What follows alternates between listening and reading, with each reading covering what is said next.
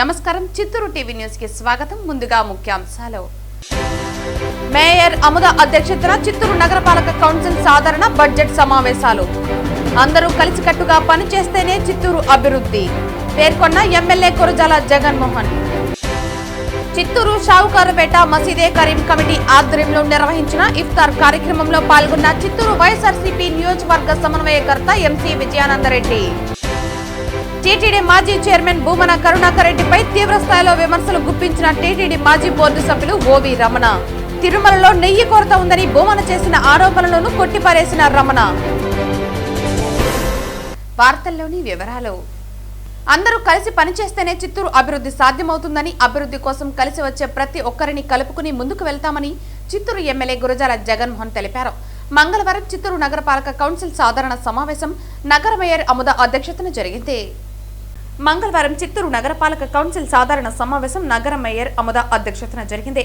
ఈ సమావేశంలో భాగంగా ఎమ్మెల్యే గురజాల జగన్మోహన్ మాట్లాడుతూ చిత్తూరు అభివృద్ధి కోసం తనతో కలిసి వచ్చిన మేయర్, డిప్యూటీ మేయర్లు, సభ్యులకు అభినందించారు. ఏ పార్టీలో ఉన్నా ప్రజల కష్టాలకు స్పందించి పనిచేయాలన్నారు. చిత్తూరు ప్రజలు ఇచ్చిన అవకాశాన్ని సద్వినియోగం చేసుకుని మంచి పనులు చేయడానికి ముందుకు వచ్చారని అభినందించారు. గడిచిన 4 దశాబ్దాల్లో చిత్తూరు అభివృద్ధి అనుకున్న స్థాయిలో జరగలేదని, ఈ పరిస్థితిని మార్పు చేసి చిత్తూరును అన్ని విధాల అభివృద్ధి చేయాలనే సంకల్పంతో ముందుకు వెళ్తున్నట్లు వివరించారు. అనంతరం నగర మేయర్ అముద మాట్లాడుతూ గత 5 ఏళ్ల కాలంలో నగర అభివృద్ధికి శక్తి వంచన లేకుండా కృషి చేశామని, ఇందుకు సహకరించిన ప్రభుత్వానికి, ఎమ్మెల్యేలకు, డిప్యూటీ మేయర్లు, సభ్యులకు ప్రత్యేక ధన్యవాదాలు తెలిపారు. ప్రస్తుత ఎమ్మెల్యే గురజాల జగన్మోహన్ నాయకత్వంలో చిత్తూరు మరింతగా అభివృద్ధి చెందుతుందన్నారు. అనంతరం నగర కమిషనర్ నరసింహప్రసాద్ మాట్లాడుతూ నగరపాలక పరిధిలో చేపడుతున్న అభివృద్ధి పనులకు ఎమ్మెల్యే, మేయర్, డిప్యూటీ మేయర్లు, సభ్యుల సహకారం మరువలేనిదని అన్నారు. నగరాన్ని మరింతగా అభివృద్ధి చేసి ప్రజలకు మెరుగైన సేవలు అందించేందుకు కృషి చేస్తామని తెలిపారు. ఈ సమావేశంలో చుడా చైర్పర్సన్ కటారి హేమలత, డిప్యూటీ మేయర్లు చంద్రశేఖర్, రాజ్ కుమార్ రెడ్డి, సహాయ కమిషనర్ ప్రసాద్, కార్పొరేటర్లు, కోఆప్షన్ సభ్యులు, నగరపాలక అధికారులు, వివిధ శాఖల అధికారులు పాల్గొన్నారు. చిత్తూరు నగరపాలక కౌన్సిల్ బడ్జెట్ సమావేశం నగర మేయర్ అముద అధ్యక్షతన మంగళవారం జరిగింది. సమావేశంలో చిత్తూరు నగరపాలక సంస్థకు చెందిన సాధారణ నిధులు, ప్రభుత్వ గ్రాంట్లకు సంబంధించి 2025-26 సంవత్సరపు సవరించిన బడ్జెట్ అంచనాలను, 2026-27 సంవత్సరం బడ్జెట్ అంచనాలను ఆమోదించారు. చిత్తూరు నగరపాలక ప్రస్తుత కౌన్సిల్ పదవీ కాలం ముగియనున్న నేపథ్యంలో మంగళవారం నిర్వహించిన సమావేశంలో ఎమ్మెల్యే గురజాల జగన్మోహన్ చిత్తూరు నగరపాలక సంస్థ ఆధ్వర్యంలో సభ్యులను ఘనంగా సత్కరించారు. మేయర్ అముద, డిప్యూటీ మేయర్లు చంద్రశేఖర్, రాజ్ కుమార్ రెడ్డి, కార్పొరేటర్లు, కోఆప్షన్ సభ్యులను శాలువాతో ఘనంగా సత్కరించి మిఠాయిలు అందించారు.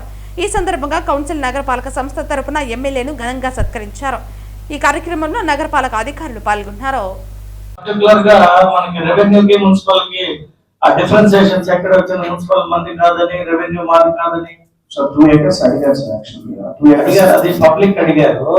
మనం దీంతో పాటు ఆ 37 కుంటాస్ ఉన్నదని కలిపి ఇచ్చేద్దామని డిస్కస్ చేసింది కలెక్టర్ గారు. మనం సో ఇప్పుడు మన చంద్రశేఖర్ డిప్యూటీ మేయర్ గారు అడిగిన డౌట్ కి ఏమి ఇష్యూ ఇప్పుడు చేయాలి అర్థమైందా?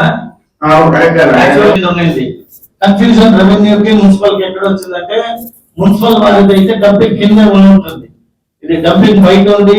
2-3 అలాట్మెంట్ అయ్యి వాళ్ళు మళ్ళీ ట్రాన్సాక్షన్ చేసి వాళ్ళే పొజిషన్ లో 40 సంవత్సరాలుగా ఉండాము అని చెప్పి ఆధారాలు తెచ్చిన తర్వాత నేను కలెక్టర్ గారు డిస్కస్ చేసినాక ఏమైందంటే, వారు డబ్బులు ఇచ్చి కొనుక్కున్నారు కాబట్టి వారికి ఏదో రకమైన న్యాయం చేయడానికి వాళ్ళ కుటుంబ సభ్యులు, కొందరు పేదవారికి కలిపి ఇద్దామని ఒక ఆలోచన అంతే. వచ్చిన ప్రజలు ప్రతి ఒక్కరు ఏదైనా ఒక అంచె రూపంలో కానీ నాకు చెయ్యమ్మా అని వచ్చినారంటే వెంటనే ప్రతి ఒక్క సెక్షన్లో పిలిచి ఇది చెయ్యండి అంటే వెంటనే వాళ్ళ పని ఉంటే రేపు చేస్తాము, ఎల్లుండి చేస్తామని చెప్పి పోయేవారు. కానీ ఒక మేయర్ని చాలా గౌరవించి ఆ పని చేసేవారు. ఇంతవరకు మీరు చేస్తున్నారు. నేనే కాదు, వేరే మేయర్ వస్తున్నప్పుడు మీరు చేయాలి. చాలా మారారు. 3 కలెక్టర్లు చూశాను, ఎంపీలు చూశాను, కమిషనర్లు చూశాను. కానీ ఇలాంటి మంచి మనసు కమిషనర్ ఎప్పుడు తెలియలేదు. చాలా మంచివాడు. ఒక అతిగా నేనే కమిషనర్, నా కింద ఇంతమంది పని చేస్తున్నారని ఆయన ఒక్కరోజు కూడా అనుకోలేదు. ప్రతి ఒక్కరికి చేస్తున్న పనికి వాళ్ళకి చేయండి అయ్యా, వాళ్ళకి చేయండి, వాళ్ళు వస్తున్నారు ప్రజలు చేయండి అంటారు. కానీ లేదని చెప్పేదానికి లేదు. కానీ మనము మున్సిపాలిటీలో కూడా చాలా చాలా సంతోషంగా ఉంటున్నారు. అయ్యో అంశాలు ఉండాలి, ఒక భయం కూడా లేదు. చాలా మీతో ఫ్రెండ్లుగానే ఉంటున్నారు. చాలా సంతోషంగా ఉంది సార్. మీ కుటుంబం బాగుండాలి. వచ్చిన మన నగరపాలకులు పనిచేసిన ప్రతి ఒక్క కుటుంబం కూడా బాగుండాలని నేను ప్రార్థిస్తున్నాను. మా ఎమ్మెల్యే గారికి కూడా దేవుడి కుటుంబం, మా కుటుంబం బాగుండాలి. ప్రత్యేకమైన మన మీడియా మిత్రులకు మీరు చెప్పండి. వాళ్ళే నాకు దేవుడు. ఏ చోట సార్ ఒక్కరోజు కూడా నా పైన ఒక తప్పని రాసుకోలేదు. ఆమెకు తెలీదు అనేవారు. వీళ్ళు నాకు బాగుండాలని కోరుకుంటున్నాను. ఈ అవకాశం ఇచ్చిన మీ అందరికీ నా హృదయపూర్వక నమస్కారం. చిత్తూరు నగరం షావుకారుపేట మసీదే కరీం కమిటీ ఆధ్వర్యంలో మంగళవారం సాయంత్రం నిర్వహించిన ఇఫ్తార్ కార్యక్రమంలో చిత్తూరు వైఎస్ఆర్సీపీ నియోజకవర్గ సమన్వయకర్త ఎంసీ విజయానందరెడ్డి పాల్గొన్నారు. చిత్తూరు నగరం షావుకారుపేట మసీదే కరీం కమిటీ ఆధ్వర్యంలో మంగళవారం సాయంత్రం నిర్వహించిన ఇఫ్తార్ కార్యక్రమంలో చిత్తూరు వైఎస్ఆర్సీపీ నియోజకవర్గ సమన్వయకర్త ఎంసీ విజయానందరెడ్డి పాల్గొన్నారు. మంగళవారం ఇఫ్తార్ కార్యక్రమంలో భాగంగా మైనారిటీ సోదరులతో కలిసి ప్రత్యేక పూజలు నిర్వహించి వారితో పాటు ఉపవాస దీక్ష ముగిస్తూ అల్పాహారం స్వీకరించి పేద ప్రజలకు అన్నదాన కార్యక్రమం చేపట్టారు. ఈరోజు పవిత్ర రంజాన్ మాసంలో పవిత్రమైన రోజుగా ఈరోజు మా చిత్తూరు నియోజకవర్గంలోని ముస్లిం పెద్దల ఆహ్వానం మేరకు ఈరోజు ఇక్కడ ఇఫ్తియార్ విందనం జరుపుకోవడం జరుగుతుంది. దీంట్లో భాగంగా చిత్తూరు నియోజకవర్గంలోని ముస్లిం సోదరులందరికీ కూడా రంజాన్ శుభాకాంక్షలు అడ్వాన్స్ గా తెలియజేసుకుంటున్నాను. ప్రతి ఒక్కరూ ఈ రంజాన్ మాసంలో, పవిత్రమైన రంజాన్ మాసంలో ప్రతిరోజు ఒక్క పూట ఉంటూ, రోజుకు ఒక్క పూటే ఆహారం తీసుకుంటూ, పగలల్లా కనీసం ఎంగిలి కూడా మింగకుండా అతి పవిత్రంగా అల్లాని కోరికలు కోరుకుంటూ, అల్లానే తలుచుకుంటూ ఒక పొద్దు ఘటిస్తున్నటువంటి ప్రతి ముస్లిం సోదరులందరికీ, అదేవిధంగా చిత్తూరు నియోజకవర్గ మహిళా ముస్లిం సోదరిమణులకు అందరికీ కూడా రంజాన్ శుభాకాంక్షలు తెలియజేస్తున్నాను. ఈ రంజాన్ మాసంలో అందరూ ఆరోగ్యంగా, ఐశ్వర్యంగా, మంచి ఉన్నత స్థాయికి పోవాలని కూడా అల్లా దయలు ఎల్లప్పుడూ ఉండాలని కూడా కోరుకుంటున్నాను. కుల మతాలకు అతీతంగా ముస్లిం, హిందూ భై భై అనే నినాదంతో పోయే మన చిత్తూరు ఎప్పుడు కూడా కులాలు మతాలకు అతీతంగా మనం అందరం ఏకంగా ప్రయాణించాలని అల్లాని కూడా కోరుకుంటున్నాను. దీని ప్రత్యేకత ఈరోజు రావడం నిజంగా చాలా సంతోషకరం.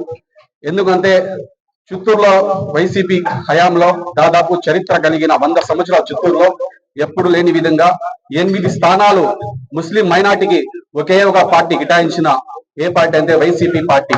దానికి దగ్గరుండి సహకారంతో ఒక నాయకుడు దిక్కుగా ముస్లింకు మేము ఉండాలని అండగా అంటూ ఇన్ని ఏళ్ళు మీరు కష్టపడిన చాలు, మీరు కష్టాలు కదా నాయకుడు గారిని గుర్తించి విజయారెడ్డి గారి ఆధ్వర్యంలో నడిచిన ప్రతి ఒక్కరూ ఈ రోజు గర్వపడుతున్నాం. ప్రతి ఒక్క ముస్లిం వైసీపీ పార్టీకి నిజంగా రుణపడి ఉంటారని, రాబోయే కాలంలో మరింత సేవలు అందించి విజయారెడ్డి గారికి అందుబాటులో ఉంటామని, ఇలాంటి నాయకుడికి మనం ఎప్పుడు అండదండగా ఉండాలని, ఆదరించాలని, మాకు ఇంత అవకాశం ఇచ్చిన నాయకుడికి ధన్యవాదాలు. ఇది నిజంగా ఒక సభ మరి పెట్టి చెప్పాల్సిన పేరు ఇలాంటి ఇంకా ఎప్పుడు రాదని, ఇది చరిత్ర మొదటి అడుగు వైసీపీ పార్టీ విజయారెడ్డి ఆధ్వర్యంలో జరిగిందండి. 8 మంది కార్పొరేటర్ అంటే ఊరికే మాట్లాడాలి. చిత్తూరులో చరిత్ర ఇది అని ప్రతి ఒక్క ముస్లిం మైనార్టీ రాబోయే కాలంలో వైసీపీ విజయారెడ్డి అండగా ఉండాలని కోరుకుంటూ ప్రార్థిస్తూ అస్సలాము అలైకుం. రంజాన్ మాసం సందర్భంగా యావత్ ప్రపంచంలో ఉన్నటువంటి ముస్లిం సందర్భంగా చెప్పినటువంటి ఈ రంజాన్లో ప్రతిరోజు కూడా రోజు మొత్తం ఒక్కపోతుండి ఈ యొక్క కార్యక్రమం ఏదైతే నిజంగా కూడా మా నాయకుడు జగన్మోహన్ రెడ్డి గారు ఏపించింది ఒకటే, మతం అంటే మానవత్వం, మాది మతం లేదు మానవత్వమే అని, అదేవిధంగా సర్వమతం మా మతం అని, అదే నాయకత్వంలో గౌరవ విజయారెడ్డి గారి నాయకత్వం కూడా మేమందరూ కూడా పయనిస్తున్నాం. మీరందరూ కూడా ఆయనతో పాటు పయనిస్తున్నారు. దానే పర్ కానే వాళ్ళ నామ్ లిఖాని. భగవంతుడు ఈరోజు అల్లా మాకు ఈ యొక్క దాన్ని మాకు ఇచ్చారంటే నిజంగా కూడా చాలా పవిత్రంగా మా యొక్క జీవితంతో కూడా ధన్యమైందని భావిస్తున్నాము. మీకందరికి కూడా మాకందరికి కూడా యావత్ ప్రపంచం మొత్తం కూడా అల్లా యొక్క ఆశీస్సులు ఉండాలని కోరుకుంటూ నాకు అవకాశం ఉన్నటువంటి మీకందరూ కూడా ధన్యవాదాలు చేసుకుంటూ అల్లాని కోరుకుంటున్నాను. టీటీడీ మాజీ చైర్మన్ భూమన కరుణాకర్ రెడ్డిపై టీటీడీ మాజీ బోర్డు సభ్యులు ఓవి రమణ తీవ్ర స్థాయిలో విమర్శలు గుప్పించారు. తాజాగా తిరుమలలో నెయ్యి కొరత ఉందని భూమన చేసిన ఆరోపణలను రమణ కొట్టిపారేశారు. వ్యక్తిగతంగా ఏమైనా టార్గెట్ చేయాలంటే చేసుకోండి, కానీ దేవస్థానాన్ని మాత్రం దేవుడిని మాత్రం టార్గెట్ చేయడానికి మీరు పూనుకున్నారంటే అది మీకు భగవంతుడు మిమ్మల్ని ఏం చేస్తాడో భగవంతుని మీ విఘ్నతకు వదిలేయాలి. భగవంతుడు ఆయన చేసే పని ఆయన చేస్తాడు. గరుడు వారధి గురించి 500 కోట్ల రూపాయలు చంద్రబాబు నాయుడు గారు బోర్డు తీర్మానం లేకుండానే డబ్బులు ఇచ్చారని చెప్పి నిన్న మీ విలేకరుల సమావేశంలో మాట్లాడారు. అధ్యక్షుడికి పనిచేసిన మీకు తెలీదా? బోర్డు సమావేశం కాకుండా ₹1 రిలీజ్ చేయడానికి ఎవరికైనా అవకాశం ఉంటుందా? ₹1 బోర్డులో తీర్మానం లేకుండా చేయడానికి అవకాశం ఉంటుందా?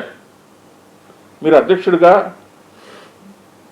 సభ్యుడిగా ఇంత అనుభవం ఉంది కదా, మీరు పనిచేశారు కదా, ప్రభుత్వం చెప్పిండొచ్చు ఫ్లైఓవర్ వస్తుంది, మీరు డబ్బులు దేవస్థానం నుంచి ఫండింగ్ చేయండి అని చెప్పిండొచ్చు. అది పాల్గొండలో పెడతారు, తీర్మానం చేసి ఇస్తారు. తర్వాత ఆ ఫ్లైఓవర్ అప్పట్లో అయిపోలేదు కదా, మీరు కూడా చేశారు కదా, మరి మీరు ఇవ్వలేదు డబ్బులు? మీరు ప్రభుత్వం కూడా డబ్బులు ఇచ్చింది కదా ఫ్లైఓవర్కి. మీ ప్రభుత్వం కూడా మీరు డబ్బులు ఇచ్చారు, దానికి కమిషన్లు తీసుకున్నారు, దానికి రకరకాల మనుషులంతా ఉన్నారు, కోర్టులో కేసులు వేశారు, కోర్టులో కేసు వేసినప్పుడు మధ్యస్థాలు చేసుకున్నారు, పని కట్టుకుని కేసు చేయడం, మధ్యస్థం చేసుకోవటం, డబ్బులు వసూలు చేసుకోవడం, ఇవి కూడా చేశారు కదా, అవన్నీ కూడా జరిగినాయి కదా. అదేదో ఇప్పుడు పెద్ద తప్పు చేసినట్లు 500 కోట్ల రూపాయలు పాలక మండలిలో లేకుండా చేయడం, ఎవడో పరిగమాలాడు తప్పుడు సమాచారం నీకుండే వేగులు ఎటువంటి వేగులు ఇప్పుడు అర్థమవుతుంది. నీకు చెప్తా అంటావు కదా, నాకు ఇంతమంది అక్కడ ఉన్నారు, గూఢచారులు ఉన్నారు, ఎంత పనికిమాల గూఢచారులు ఉన్నారు, దీన్ని బట్టి అర్థమవుతుంది. ₹1 కూడా పాలక మండలి సమావేశం కాకుండా చేయడానికి హక్కు ఎవరికైనా ఉందా? ఇంత పెద్ద అడ్మినిస్ట్రేషన్ సిస్టంలో అది తెలిసి కూడా మాట్లాడుతున్నారంటే మిమ్మల్ని ఇంకేం చెప్పాలో మీకు అర్థం కాదు. మాట్లాడుతూ ఈ మహాభారతం పుస్తకాల గురించి ప్రస్తావన వచ్చింది. ఈ మహాభారతం పుస్తకాలు నిజమే సరళమైన భాషలో విద్యార్థులకు అందరికీ అర్థమయ్యే భాషలో ఒక చిన్న పుస్తకం తీసుకురావడం తప్పేమీ లేదు. నేను ఆ విషయంలో కరుణాకర్ రెడ్డిని హర్షిస్తూనే ఉన్నాను. ఆ మహాభారతం సరళమైన భాషలో ఇవ్వడం తప్పులేదు. భగవద్గీత బుక్. కానీ ఈ నేపథ్యంలో నేను ఇంకోటి కూడా చెప్తాను. మీరు అధికారంలో ఉన్నప్పుడు 2006-08లో నేను పాలకమండలి సభ్యుడిగా ఉన్నప్పుడు అర్చన, తోమాల, సుప్రభాతం పుస్తకాలు, చిన్న చిన్న పుస్తకాలు ఫ్రీగా ఇవ్వాలని పుస్తక ప్రసాదం నాకు పేరు పెట్టి తమిళ్లో, కన్నడలో, హిందీలో, తెలుగులో పుస్తకాలు తీసుకొచ్చి భక్తులకు ఫ్రీగా పంచాలని చెప్పి మీరు నిర్ణయం తీసుకోవడం జరిగింది. ఏంటంటే కోట్లు, లక్షలు కాదు కోట్ల పుస్తకాలు.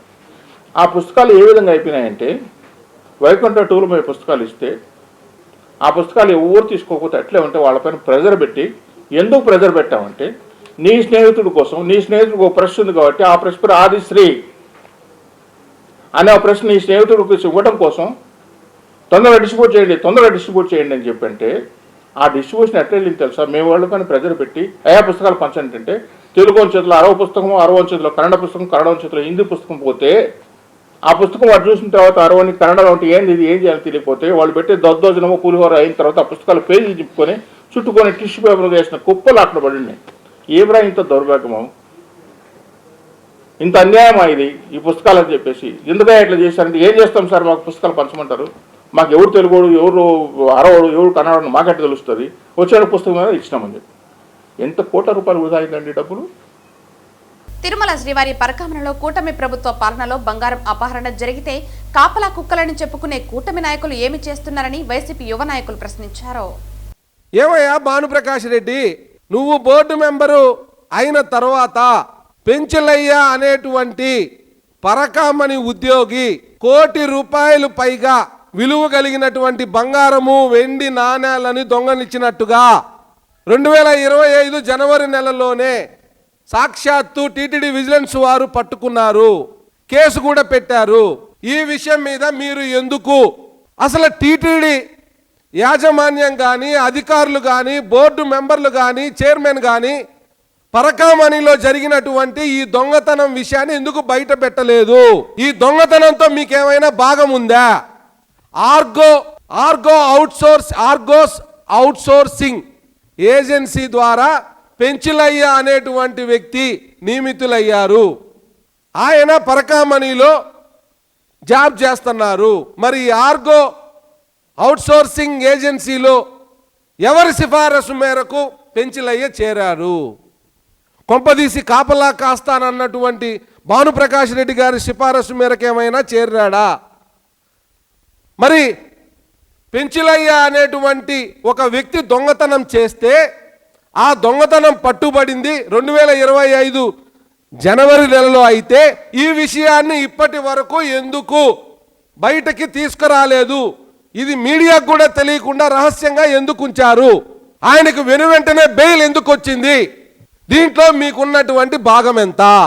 మీకు భాగం లేకపోతే మీరు బహిరంగంగా మాట్లాడుండాలి కదా, మీరు బహిరంగంగా చెప్పుండాలి కదా. పలానా సందర్భంలో పలానా వ్యక్తి మేము బోర్డు సభ్యులుగా ఉన్న సమయంలో ఈ విధంగా దొంగతనం చేసినాడు, ఈ దొంగను మేము పట్టుకున్నాము, ఇది కేసు నెంబరు, ఇంత రికవరీ చేసినాము, ఇది పరిస్థితి అని చెప్పాలి కదా. మీరు చెప్పలేదు అంటే ఆ వాళ్ళకి మీకు ఉన్నటువంటి రహస్య బంధం ఏంది? ఇక్కడున్న మీడియా మిత్రుల కన్నా ఏమన్నా తెలుసా? ఈ రకంగా పెంచిలయ్య అనేటువంటి వ్యక్తి దొంగతనం చేసినట్టుగా రికార్డులో ఉంది, కానీ మీడియాకే తెలియదంటే దీని రహస్యం ఏంది? మరి కాపలా కాస్తానన్న కాపలా కుక్క గారు ఏమయ్యారు? 76,000 రూపాయల వ్యవహారానికే ఇంత రాద్ధాంతం చేసిన కాపలా కుక్క భానుప్రకాష్ మరి 1 కోటి రూపాయలు విలువైన బంగారం, విలువైన వెండి, అన్నిటికన్నా ముఖ్యమైనది స్వామివారికి సమర్పించినటువంటి భక్తులు సమర్పించిన కానుకలు 1 కోటి రూపాయలు చోరీకి గురైతే కాపలా కుక్క నోరు మెదపదా? 132 అధికం అంటే 76,000 కన్నా 1 కోటి రూపాయలు, దాదాపుగా 132 రెట్లు. ఎందుకు కాపలా కుక్క నోరు మెదపదు? అంటే ఎదుటి వాళ్ళ మీద ఆరోపణలు చేయాలన్నా, బురద చల్లాలన్నా, తప్పులు మాటలు మాట్లాడాలన్నా, స్వార్థ ప్రయోజనాల కోసం ఆరోపణలు చేయాలన్నా కాపలా కుక్క బౌ బౌ అంటుంది. మరి ఇంత అపచారం జరిగితే, ఇంత ఘోరం జరిగితే ఏ యజమాని వేసిన బిస్కెట్లు తినే మోగపోయింది నీ నోరు కాపలా కుక్క? ఇదా ఇలాంటి నీచ రాజకీయమా? ఇంతకన్నా నీచం ఇంకొకటి ఉంటుందా? ఆనాడు నేరుగా జగన్మోహన్ రెడ్డి గారినే బాధ్యులు చేసావే, దాని మీద రౌండ్ టేబుల్ సమావేశాలు, దాని మీద టీవీ డిబేట్లు, దాని మీద ఎక్కడ లేని బాధ, భావోద్వేగం. ఏమైపోయావు కాపలా కుక్క అని మేము ప్రశ్నిస్తున్నాం. ఎవరి రికమెండేషన్తో ఆ నగల షాపుల్లో శ్రీవారికి సమర్పించిన బంగారు ఎక్స్చేంజ్ జరిగింది? మరి వారి మీద ఎందుకు మీరు చర్యలు తీసుకోలేదు? 72,000 కాజేసిన రవికుమార్ దగ్గర అక్షరాల 15 కోట్లు, 14 నుంచి 15 కోట్లు, అది కూడా రిజిస్టర్ వాల్యూ, అది మార్కెట్ బహిరంగ వాల్యూలో దగ్గర 50 నుంచి 60 కోట్లు విలువైన ఆస్తులు ఆ రోజు వైఎస్ఆర్ గవర్నమెంటు చైర్మన్ అయినటువంటి భూమన కరుణాకర్ రెడ్డి గారు, వైవి సుబ్బారెడ్డి గారు శ్రీవారికి అతని దగ్గర నుంచి లాక్కొని సమర్పించారు. మరి ఈ పెంచుల దగ్గర నుంచి మీరు ఎంత లాక్కొని శ్రీవారికి సమర్పిస్తున్నారో మీరు వచ్చి ప్రెస్ మీట్ పెట్టండి. లేదా మీ ఆస్తులు ఏమన్నా శ్రీవారికి సమర్పించబోతున్నారా? దీన్ని పూర్తిగా ఇది మామూలు స్కామ్ కాదు. ఖచ్చితంగా సిబిఐ ఆధ్వర్యంలో సిట్ నియామకం జరిపి దీంట్లో దోషులందరూ కూడా ఖచ్చితంగా బయటికి రావాలి. ముఖ్యంగా మా అందరి ప్రధాన అనుమానం భానుప్రకాష్ రెడ్డి గారి హస్తం ఖచ్చితంగా ఉంది. దానికి సంబంధించిన సాక్ష్యాధారాలు కూడా ఈ సిట్ విచారణ కానీ సిబిఐ ఆధ్వర్యంలో కానీ సిట్ విచారణ వేస్తే ఖచ్చితంగా బయట వస్తుందని చెప్పేసి ఈ సందర్భంగా తెలియజేస్తున్నాం. శ్రీకాళహస్తి హైవేలో తమకు సంబంధించిన స్థలంలో జీవనాధారం కోసం బంకును ఏర్పాటు చేసుకుంటే అక్కడి స్థానికులు మున్సిపల్ సిబ్బందితో కూల్చివేయించారని బాధితులు వాసు, చంద్రమలు వారి కుటుంబ సభ్యులతో కలిసి ఆవేదన వ్యక్తం చేశారు. మేము కొట్టుకున్న బొంకికి మున్సిపాలిటీకి ఎలాంటి సంబంధం లేదు సార్. అయినా మేము కట్టుకునేటప్పుడు ఊర్లో 4 పెద్ద మనుషులను అడిగాము, చేసుకోమన్నారు. చేసుకున్న తర్వాత కమిషనర్ గారు వచ్చేసి మాకు ఒక పర్మిషన్ ఇవ్వలేదు, ఒక నోటీస్ పంపించలేదు. దౌర్జన్యంగా ఒక 15 మందిని 20 మందిని పంపించేసి కొల్ల కొట్టేశారు సార్. మేము ఎందుకు కొడతారు ఎక్కడ సార్ అని అడిగితే మీకు చెప్పాల్సిన అవసరం లేదు, ఏదైనా ఎక్కువ మాట్లాడితే మేము క్రిమినల్ కేసు పెడతాము అని చెప్పి దౌర్జన్యంగా కొట్టేసి వెళ్ళిపోయారు సార్ వాళ్ళు. సార్ మాది 1 ఎకరా 2 సెంట్లు సార్. అది 2 సెంట్లు హైవేకి పోయింది, 2 సెంట్లు రైల్వే ట్రాక్ పోయింది. పోతే 98 సెంట్లు, 98 సెంట్లలో 88.5 సెంటు మహేష్ అన్న వాళ్ళకి రిజిస్ట్రేషన్ అయింది. అది 88.5 సెంటు పోను ఆయన తంత్రి నాటుకున్నాడు. మిగతా 4 సెంట్లలో కాలువ అని చూపించాడు. ముందైతే కాలువ అయితే లేదు, కాలువకి ఆయన వదిలిన దానికి సంబంధమే లేదు. కాలువ ఒక పక్క ఉంది, ఈయన వదిలిన సైటు మాది, అది ఈయన వదిలిన సైటు ఒక పక్క ఉంది. ఇది వేరే సర్వే నెంబర్లో ఉంది, అది వేరే సర్వే నెంబర్లో ఉంది. దానికి దీనికి సంబంధమే లేదు. ఈ ఊర్లో వాళ్ళు ఏంటంటే మాకు ఊరి పెద్దది అయిపోయింది, మాకు డ్రైనేజ్ నీళ్ళు కావాలి అని చెప్పేసి దాన్ని ఆక్రమించుకుంటున్నారు.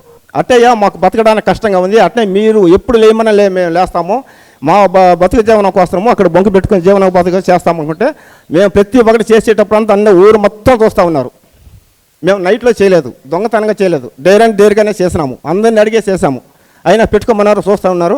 2 రోజుల తర్వాత ఓపెనింగ్ టైంలో ఉన్నట్టుండి కొట్టేసేసారు సార్. 50 సంవత్సరాల ముందు స్థలం మాదే సార్. మా పెద్దోళ్ళు ఏరే వాళ్ళకి అమ్మేసినారు. దాంట్లో 4 సెంట్లు మాకు ఉండదనేసి మేము ఒక చిన్న షాప్ పెట్టుకున్నాం సార్. షాప్ కూడా కాదు సార్, బంకు. నేను కష్టపడలేక మోకాలు నొప్పి వచ్చేసి మేము ఎక్కువ నిండా పేదవాళ్ళం సార్, పేదవాళ్ళ కంటే కూడా నిరుపేదలం. ఒక బంకు పట్టుకుందామని చూస్తే అందరూ కలాస నుంచి వచ్చి కమిషనర్ దగ్గర నుంచి వచ్చి అంతా కొట్టి కోలు దోసేసినారు సార్. మాకు న్యాయం చేయండి సార్. మాకు అసలు బతికేదానికి బతుకు తిరివే లేదు సార్. అసలు ఎట్లా బతకాలి? మాకు 4 సెంట్లు ఉండాలి సార్ అక్కడ.